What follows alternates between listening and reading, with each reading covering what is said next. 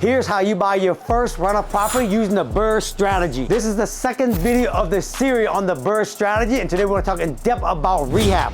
So looking at it from a bird's eye view, every time you buy a property, you always want to take a look at it, and you always want to ask yourself, what is the highest and best use out of this property? The first thing is, you got to look at the zoning. Is it single family zoning? Is it multifamily zoning? You can do the BRRRR strategy in today's time with the high interest rate on single family and multifamily, okay? Just so you know. In this example, I'm going to talk about single family. Then you ask yourself, if this is single family, how can I make the highest and best use out of this? So you want to look at the property, you ask yourself, can I rehab this house? And if the answer is yes, you go inside, you take a look at it, you go, okay, if I add value, when we talk about adding value and forced value last video, if we add value, what can I do? I can remodel what's already existing. Remember we talked about forcing value. I want to put more bedroom bathroom downstairs. I can turn the downstairs into an ADU, right? I can rent it out separately. I can live upstairs. I can rent out the downstairs like maybe Airbnb, or rent it out to two separate families. But then the most important thing you ask yourself, is this a single family? Take a look at in your area.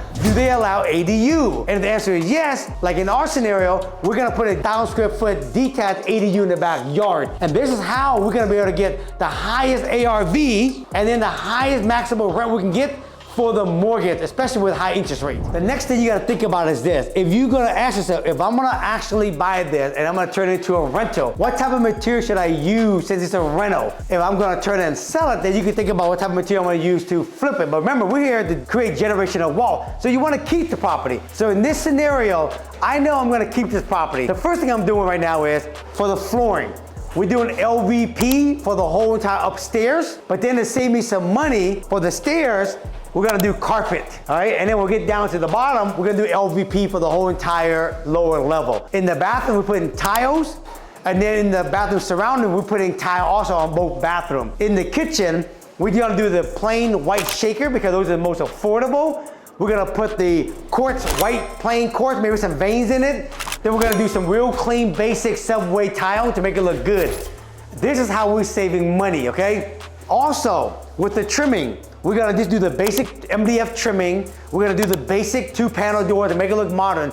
And if you notice all the windows, we're doing all the white windows, again, to save money. This is how you gotta think. If you're gonna turn it into a rental, where can you make it look nice and make it rentable, make it look nice so you can get top rent, but you're not spending too much money on the rehab. You gotta make sure that you get enough equity. You gotta get 30% equity. You can't buy a property where you just put a little lipstick on it and then call it good, because you can't refi and get enough equity to get your original down payment out. Basic remodel, what people do, put paint on it. It could cost them probably, depending where you live now, $20 a square foot. Ain't much, 50 grand, depending on where you live. Seattle, 40,000 and you're good. If you wanna do the BRRRR strategy right, what I'm talking about, you gotta take it all the way down to sheetrock. And just pretty much from here and then redo everything. In Seattle, it costs anywhere between $75 to $100 a square foot.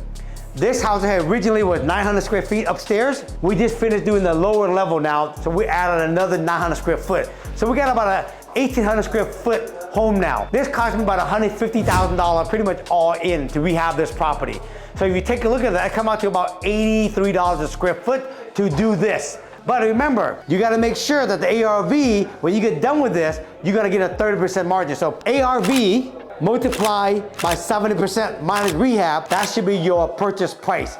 If you do it right, folks, you should get a 30% margin. Now you gotta find the right contractor. Right now, you guys, in this market, you can get prices that is actually lower than what it was when the market was crazy. You gotta pay top dollar. Now, you can get better pricing in the house. But you know also what you can get better pricing is in the contractor. Right now, a lot of contractor, a lot of vendor, they're all looking for more work. So this is how you basically BRRRR hack the high interest rate. Now I'm gonna call that BRRRR hack, that's a new thing. You gotta get the price lower, you gotta get the rehab cost lower, okay? You gotta get the material lower, all that.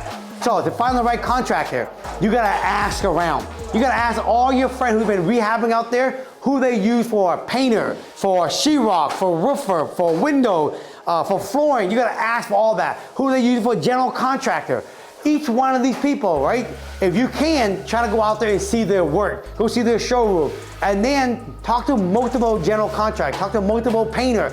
Try to get the best price. You don't wanna make them broke, but you wanna get the best price because you know what? Everybody needs a lot of work right now. So that's what we're doing right now. We're talking to multiple vendor, multiple contractor, multiple sub, and this is how you can save money on the rehab costs. So I hope you guys got a lot of value out of this rehab video. If you got a lot of value, give me a thumbs up, comment below what you got to think of it, and make sure you guys hit the subscribe button for me, okay? Next week, we're gonna talk about, basically, we're gonna go in depth on how to find a renter. So make sure you guys tune into that, but until then, we'll talk to y'all soon. Peace.